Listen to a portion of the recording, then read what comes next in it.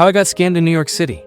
So basically, I went on vacation to the state of New York to attend my cousin's graduation ceremony, and during the trip we also went to Niagara Falls and drove around my cousin's town. On the last night of our trip, we headed to New York City and went to Times Square, and the day after that we woke up early so that we could see the Statue of Liberty before our flight left the airport at around 5:30 p.m. We had booked a ferry for 1200 p.m., but since our hotel room was about 45 minutes away, we were running slightly late and only arrived where the ferry was at 12:30 p.m. The thing is, the ferry was behind this nice park, and in front of the park were a bunch of workers who had lane lines. Metal lane separators were behind them. The second we went near them and a bunch of the workers saw the matching New York City t-shirts all of us were wearing and knew instantly that we were going to see the renowned statue, so they asked us if we needed to get on our ferry and we said yes. Following this, a lot of workers directed us into the area to enter the park.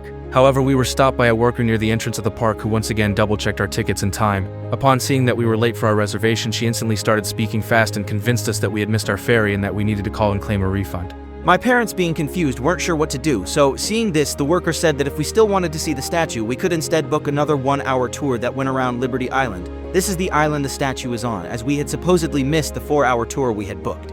My parents weren't convinced by this, and they thought that we still had a chance to catch our ferry because we really wanted to get down on the island, so we continued along the path toward the park entrance. However, we were stopped by yet another worker who also told us that we could book the 1-hour tour, so our money didn't go to waste, and my us, being desperate to see the Statue of Liberty before we left New York City, decided to buy this new ticket. The worker even convinced us more to do this because he said he would give us a senior discount. Note that we didn't have any seniors with us. And the reason he had done this was because these new tickets were more expensive than our original reservation, even though this was a shorter tour. After this ordeal, the worker who we had purchased from called another person to escort us to this new ship, which was in the opposite direction of our original ferry.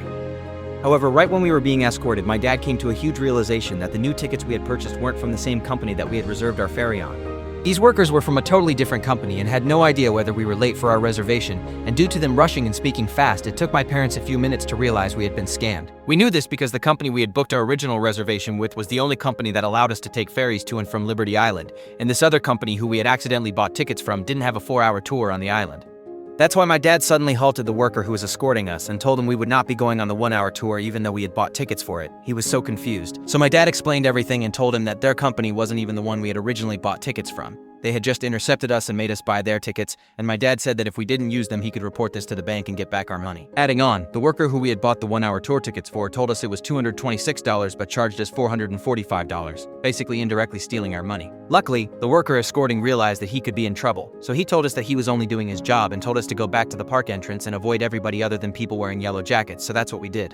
We rushed to the entrance and avoided all the yelling workers who were calling out to us at the park. We tried entering, but a worker stopped us and asked us to check our tickets. Since we were scared this person was also going to scam us, we tried going past them and eventually showed our tickets after seeing this worker's ID and confirming that he was with the correct legitimate company. After these stressful occurrences, we made it to the ferry and were totally allowed to get on. But ironic thing is that there were signs inside the park that warned people of getting scammed, but they were hidden by the huge crowd of workers outside who were making sure the tourists didn't see the signs so that they scammed them. Also, the company we also booked the 1-hour tour with was legitimate and the tickets are real, but they had wrongfully tried to get us to buy them, and in reality there was no 4-hour tour we had booked. We had actually booked a ferry ride to and from the island, meaning we could stay for as long as we wanted until another ferry arrived to take us back.